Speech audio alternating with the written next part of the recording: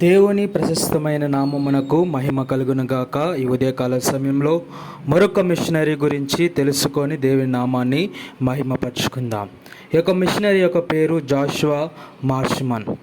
ఇతను 1768 ఏప్రిల్ 20న బ్రిటన్లోని విల్ట్షైర్లోని west bury లీగ్లో జన్మించాడు. అతను విల్ట్షైర్కు చెందిన నేత కార్మికుడు. జాన్ మార్ష్మన్ మరియు అతని భార్య మేరీ కూజెనర్ దంపతులకు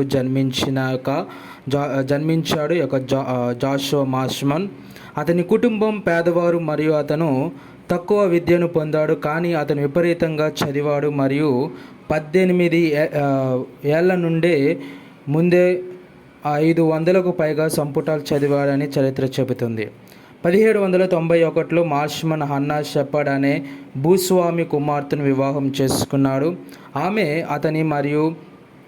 అతని విద్య మరియు ఆధ్యాత్మిక కార్యకలాపాలను బాగా ప్రోత్సహించింది. ఆ దంపతులకు 12 మంది పిల్లలు. వీరిలో వారి తండ్రి మరణించినప్పుడు 5 మాత్రమే బతికి ఉన్నారు. వివాహం తర్వాత ఈ జంట బ్రిస్టల్కు వెళ్ళారు. అక్కడ మార్ష్మన్ స్థానిక బాప్టిస్ట్ చర్చ్ నిర్వహిస్తున్న పాఠశాలలో బోధించాడు. అదే సమయంలో అతను గ్రీకు, హిబ్రూ, లాటిన్, సిరియాక్ మరియు అరబిక్ భాషలను కూడా నేర్చుకున్నాడు. బ్రిస్టల్లో అతను భారతదేశంలో విలియం కేరీ మిషన్ పని గురించి తెలుసుకున్నాడు మరియు అతనితో చేరడానికి తొందరపడి సన్నాహాలు చేశాడు. అతను తన భార్య మరియు మరో 2 మిషనరీ కుటుంబాలతో భారతదేశానికి ప్రయాణించాడు. అక్టోబర్ 13, 1799న సెరంపూర్లోని డానిష్ కాలనీలో స్థిరపడాలని ఎంచుకున్నాడు. సెరంపూర్లో మార్ష్మన్ మరియు అతని భార్య యూరోపియన్ పిల్లల కోసం 2 బోర్డింగ్ పాఠశాలను స్థాపించారు. మిషన్ యొక్క విద్యా పనికి ప్రధాన బాధ్యతను తీసుకున్నారు. స్థానిక పిల్లల కోసం పాఠశాలల స్థాపనకు కూడా వారు నాయకత్వం వహించారు.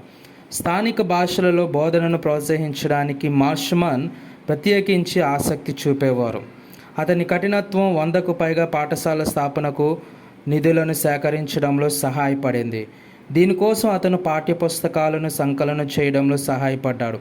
1818లో సెరంపూర్ కళాశాల అభివృద్ధిని ప్రతిపాదించడానికి అతను ఒక ప్రాస్పెక్టస్ రాశాడు. ఇది 1827లో డెన్మార్క్ రాజు ఫ్రెడరిక్ 6 నుండి చార్టర్ను పొందింది మరియు నేటికి కొనసాగుతూ ఉంది.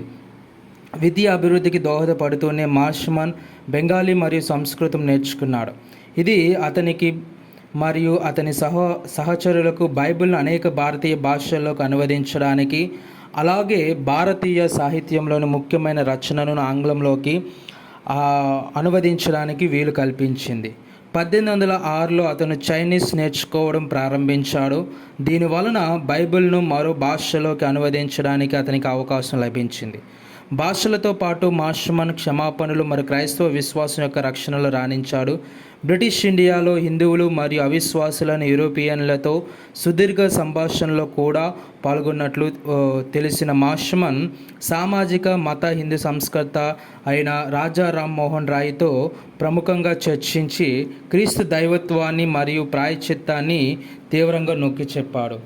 మార్ష్మన్ నాణ్యత గురించి ఒకసారి ఇలా రాశారు: ఉత్సాహంతో అతను లూథర్ మరియు నేను ఎరాస్మస్ అని. 1811లో మార్ష్మన్కు యుఎస్లోని బ్రౌన్ విశ్వవిద్యాలయం నుండి డిడి లభించింది. 1818లో మార్ష్మన్ బెంగాలీ వార్తాపత్రిక సుమాచార్ దర్పణ్ న్యూస్ మిర్రర్తో పాటు ఫ్రెండ్ ఆఫ్ ఇండియా అనే మాసపత్రికను కూడా ప్రారంభించారు. 1817లో లాసర్ మరియు మార్ష్మన్లకు చెందిన బైబిల్ యొక్క మొదటి చైనీస్ అనువాదం ప్రచురించబడింది. భారతీయ వార్తాపత్రికల అభివృద్ధిలో మార్ష్మన్ ముఖ్యమైన పాత్ర పోషించారు.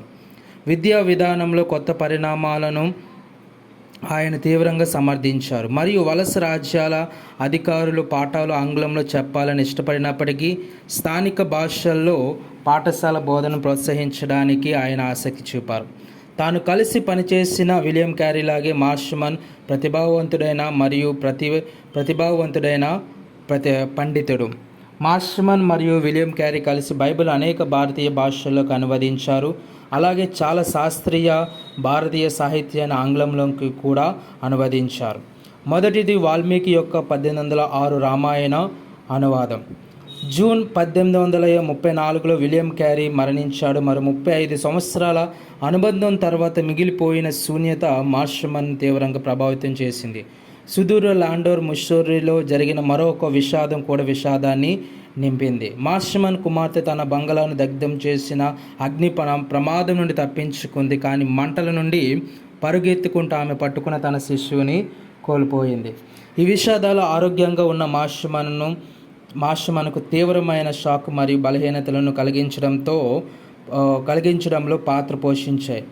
అతను భారతదేశంలో తన 37 సంవత్సరాల పదవీ కాలంలో మందుల కోసం ₹10 కూడా ఖర్చు చేయలేదని పేర్కొన్నాడు.